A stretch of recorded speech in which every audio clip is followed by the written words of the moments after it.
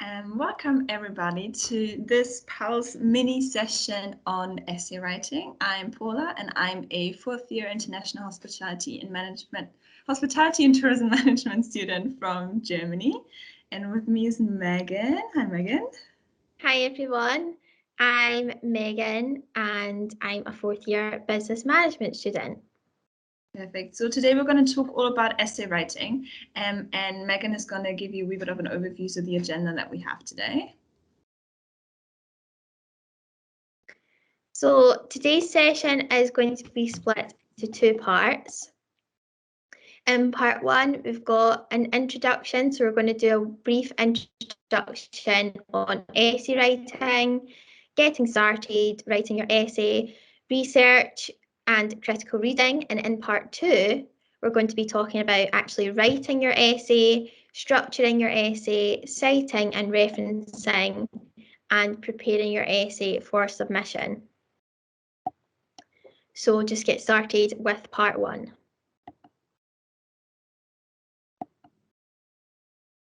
So why do we write essays? So essays is generally a very common type of assessment in academic higher education, and we do it to discuss and evaluate ideas.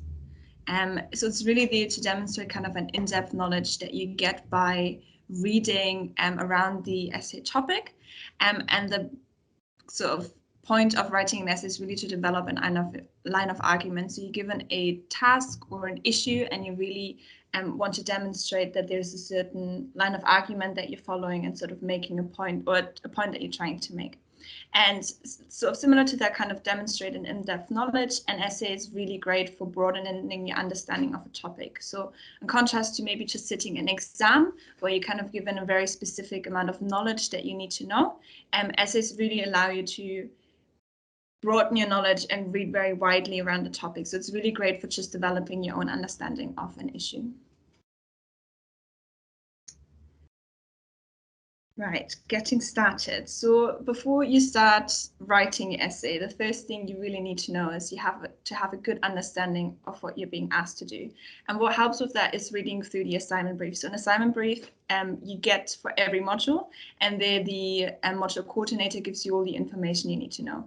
And so you have to read through this, you have to ask questions, especially your lecturer, if there's anything you're unclear about. But sometimes it can also be good to just get together with your classmates and kind of discuss what you're being asked to do. And then sometimes you see that people have different opinions of what is being asked to do. And that is actually kind of showing you that maybe there are some questions that you still need answers, and that at that point you should go to your lecturer and kind of clarify what it is you need to do. Another thing that you need to do before you start writing is you kind of need to write down all your initial thoughts and questions and ideas that you have. So usually when you start researching for an essay, you've already had a few lectures on the topic, so you already have a bit of an understanding of what it is you're going to talk about, but it can be really helpful to just write everything down that you have in your head. And then once you have that, you go back to your assignment brief, and at the end of your assignment brief is assessment criteria. So the assessment criteria are all the points that your lecturer is actually going to mark you against.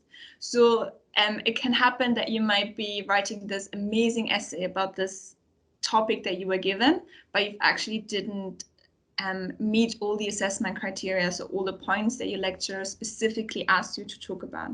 So it doesn't matter how amazing your essay is, if you don't meet the assessment criteria, you're not going to give good marks. So the assessment criteria is really, really important, just for your understanding, but also just to guide your thinking and the structures and the ideas that you have to bring in. So with the assessment criteria and the initial thoughts that you have, you kind of just really develop a very rough plan of kind of ideas that you're going to research. And then you use that plan to read about your topic. And you're going to start off really, really broadly and then kind of narrow it down the more you read. And important to do always while you read is just to ask yourself, is this relevant to what I need to do? And before you start writing as well, very important is to take notes. So as soon as you have found an article that you think is interesting and anything that says in it does relate to your task, you should write down notes. And you should also write down the reference, so where you found this information. Ideally, you keep all your notes together, so either in a Word document or at least in one folder on your computer or in one notebook. So try to keep it all together. That just makes life a lot easier. And then once you've kind of done a wee bit of reading and you have a couple of ideas and read a few resources, you do a wee bit more of a detailed plan. So maybe you already have found that kind of relationship and connection between different topics and maybe theories. And so you kind of just start putting them together in a plan. And that plan is going to be the structure of your essay. So that's going to be really important when you start writing. Now, your first plan that you have is probably going to change. It's very likely going to change. So don't worry about having to go back and maybe change things at the end. But it's really helpful to have that structure at the beginning. Perfect. So kind of building up on what I just said. So as I said, the reflecting on your reading and notes, that's really a constant process. So as I said, as soon as you read something, ask yourself, how does this relate? Once you have a couple of resources and you have your notes, read through them and then find key themes from your reading and notes. So these themes are what you use for your detailed plan. As I said, you kind of try to find the connections or maybe differences between them and see how they will fit together. And that's going to be the structure of your essay. So we'll now move on to research. So just as Paula touched on a wee bit there, research is a really important part of writing an essay because it's a stage where you're going to be gathering all your information that you're going to be including within your essay. So research. So to name a few, conducting wider reading on the topic allows you to note important points.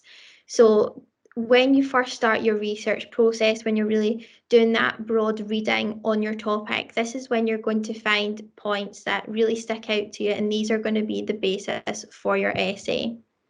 So it allows you to expand your ideas and build your argument, comment on other writers' views on the topic, and you want to be supporting your writing with evidence from the literature. So although you may have done really wide reading on the topic, and that's really good, you need to be able to back up your writing with evidence, and you can do this by referencing and showing that you have got your information from somewhere and you've not just pulled it out of thin air. You want to be able to prove that you have got this information from somewhere, so that's why it's good to support your writing with evidence.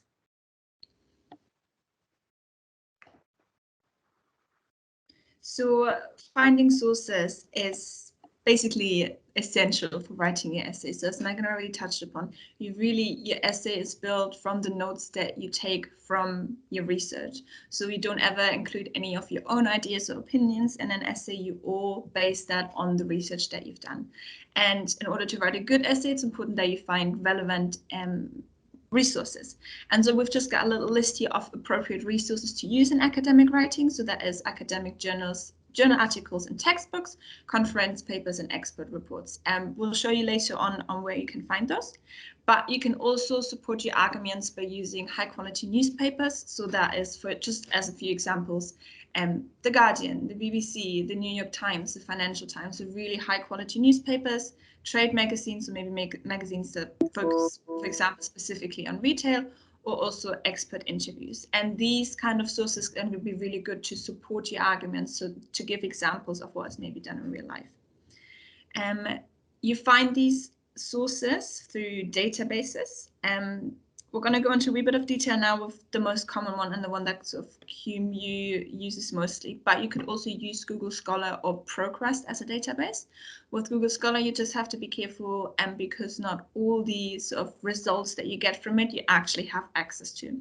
So the best place to start your research is by going to the QMU library. So you can find that by usually just typing into the search engine of your choice, QMU library or QMU LRC, and that should get you a link to there. So that was the just landing page. And then when you scroll down on the landing page, you get these kind of little squares, and you want to click on library resources, so the one that's highlighted in red.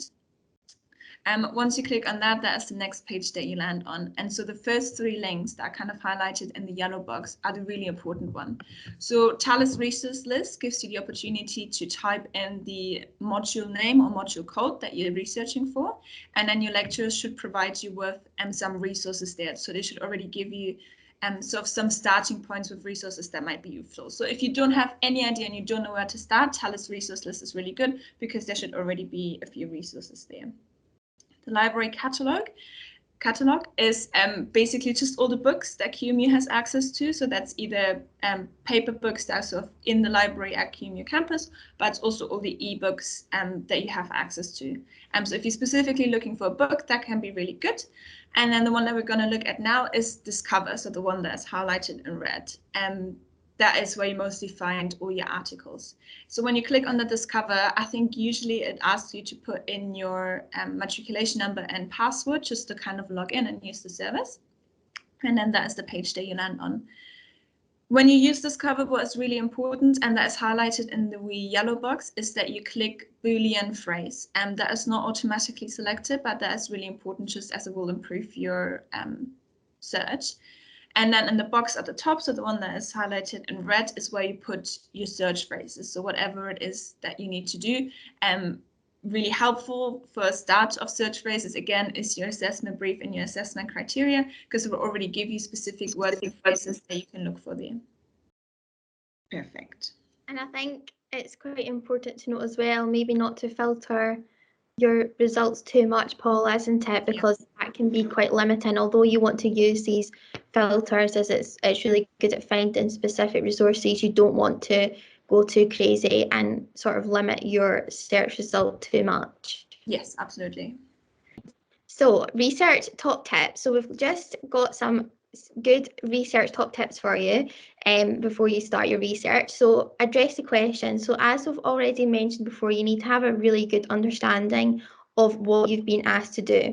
So keep reviewing your research notes, and when you're reviewing these notes, you might actually discover new ideas or search terms. So there may be something that you've missed when you've gone through your research. So it can really highlight any gaps that you may have missed.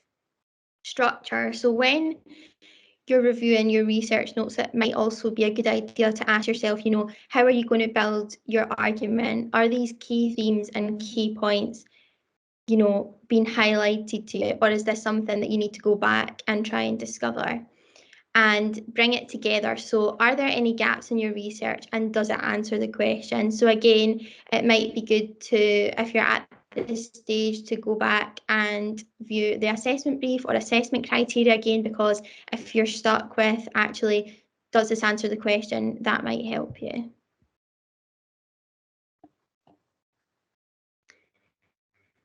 Critical reading. So again, this is just a checklist for you. So when you're critical reading during your research, it's important to have a very critical mindset, because this is going to allow you to produce a very valuable piece of work. So during your research, to read critically, you need to scan. So you need to scan the literature. So there's no way that you can read every single journal article from cover to cover when you're doing your research. So it's important to scan what you're reading. And even just what I like to do is I like to have a few keywords that I'm looking out for, and that's what I'm scanning to try and find, to make sure that I'm finding relevant information. You've got questions, so question the literature. Although you're going to be thinking about, are there any gaps in my research when you're reviewing your research notes, it might also be useful when you're reading about your topic to question, is there any gaps or limitations to what I'm reading? Can you think of anything? Because that might be something quite interesting to include as part of your essay as well. So consider the writer's assumptions and any potential bias. Be conscious. So be conscious of your opinions before you're reading. So although you need to be aware of writer's assumptions and any potential bias when you're conducting your research, you also should be conscious of your own opinions before you've started this research process. So it's good to be aware of these things as well. Decide what is most relevant to your topic and worth commenting on. So obviously during the research process, you're going to be reading a wide range of sources. You're going to be reading quite broad on your topic. So you're going to end up with quite a lot of research notes and a lot of information, and you need to decide what's most relevant to your topic, what's worth commenting on, and maybe things that, although they were valuable to read to give you that background information, maybe they're not so valuable to include in your essay. And the last point is review. So just what we've spoken about before, always review your notes, and it's also a good opportunity to select areas for further reading as well. So that's the last slide in part 1. So the next part, we will be starting to talk about writing your essay.